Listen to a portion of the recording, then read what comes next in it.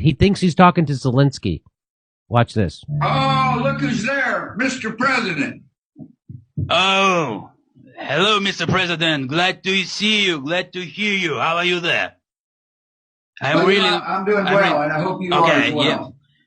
Yeah. Thank you for taking the time for me. I'm very grateful to you because you are very, very wise person.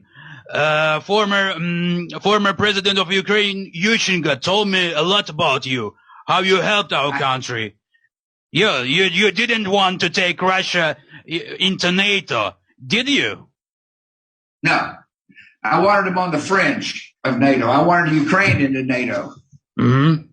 No, I mean, I thought for a while Russia would be more cooperative, and then Putin changed dramatically. I think what he wanted to do was sit on the fringe of NATO to make sure NATO was not offensive but defensive.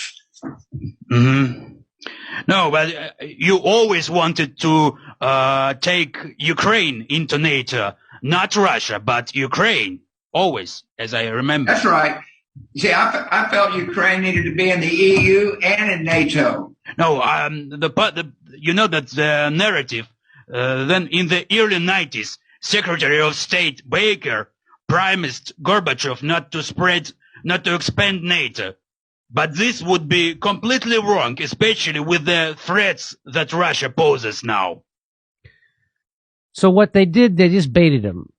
So what they just said to him is that James Baker, who was Secretary of State under his father, promised Gorbachev and Russia that we would not expand NATO. And so the guy's like, but that was wrong, right? We got to get into this. So he's trying to bait him, and it works. George Bush takes the bait. And what that guy is saying is, hey, the United States made a promise to Russia not to expand NATO. And now here you are saying we got to expand NATO to right up to the border of Russia with Ukraine. And watch what he says. Yeah, that's right. That's right. Listen, times change.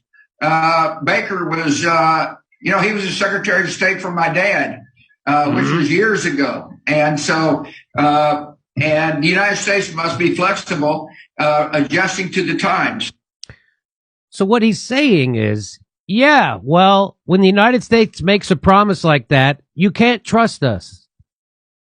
When the United States makes a promise at the highest levels to the highest level of another country on a security agreement, you can't trust us because we're going to change. We're going to do whatever we want. He said he always wanted Ukraine in NATO. His father promised Russia they wouldn't. They wouldn't put anybody else into NATO. And we've blown up the expansion of NATO since. And now we're right on the border of Russia. Imagine if Russia wanted to put Mexico or Canada into a military alliance with them. We wouldn't stand for it. And there he is admitting, you can't trust us if we make promises.